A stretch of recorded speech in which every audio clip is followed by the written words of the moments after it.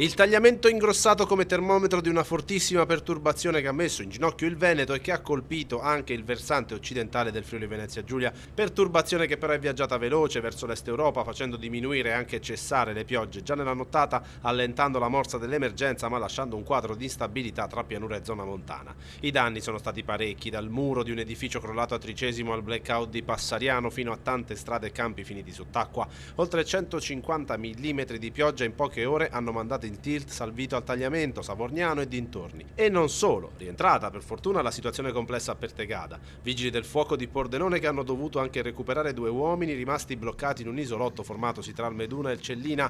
Dalle 12 l'emergenza maltempo è rientrata e per la giornata di sabato resterà un quadro di incertezza con nuvolosità in montagna, variabilità in pianura e poca nuvolosità sulle coste. Sono state ore incessanti di lavoro da parte degli amministratori comunali, protezione civile e vigili del fuoco a dare sostegno a famiglie in difficoltà soprattutto per via degli allagamenti. Il preallarme della protezione civile ha aiutato a limitare qualche danno che però la potenza e la portata dell'evento atmosferico ha comunque generato. È stata una mattinata, quella di venerdì, densa di appuntamenti e sopralluoghi per l'assessore regionale Riccardi che a bordo dell'elicottero si è spostato nelle zone maggiormente colpite facendo la conta dei danni e vedendo lo svolgersi dei lavori di ripristino, sorvolando la regione per avere uno sguardo d'insieme. Da una prima valutazione diciamo che ci sono due cose che si sono state determinanti per il contenimento di quelli che si profilano disagi e danni limitati.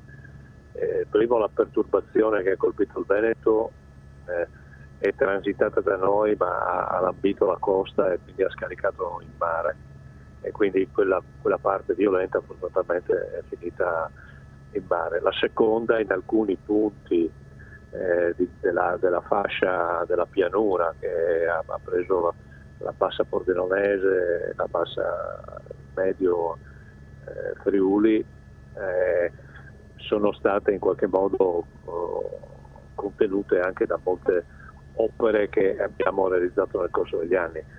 Persiste il problema secondo me della manutenzione dei corsi d'acqua che continuano a rappresentare un problema, anche se mi sembra di poter dire che sono tutti sotto controllo. Dopo questo lavoro è arrivato il bollettino di aggiornamento della Protezione Civile che conferma l'evolversi della situazione con alta pressione temporanea per sabato, oltre a segnalare ulteriori interventi della mattinata come gli alberi pericolanti a Polcenigo, un albero caduto nel fiume Ledra a Buia in località Campo Garzolino che si è incastrato nel ponte e caduta massi sulla strada statale 13 a Pontebba in località Pietratagliata.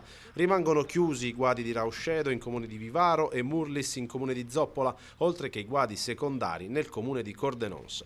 Rimane chiusa anche la strada del Tull in comune di Clauzetto per tutta la durata dell'allerta. Con le piogge si è altresì riattivato il movimento franoso a monte dell'abitato di Cazzaso. Orientativamente tutti i bacini sono ingrossati con scarichi superiori alla media ma in fase tendente tutti di diminuzione. Sono stati attivati dalla SOR oltre 192 volontari con 71 automezzi per la gestione delle problematiche conseguenti all'evento meteo ed il monitoraggio del territorio. Io preferisco fare un'allerta in più seguendo i modelli piuttosto che dire dopo che l'allerta non l'abbiamo mandata e qualcuno si è fatto male o si è creato qualche problema. Poi viviamo in un mondo nel quale il giorno dopo la finale della Coppa dei Campioni che hai perso c'è sempre qualcuno che ti spiega come devi fare la formazione. Purtroppo è il tempo che ci è dato di vivere, diceva Aldo Moro.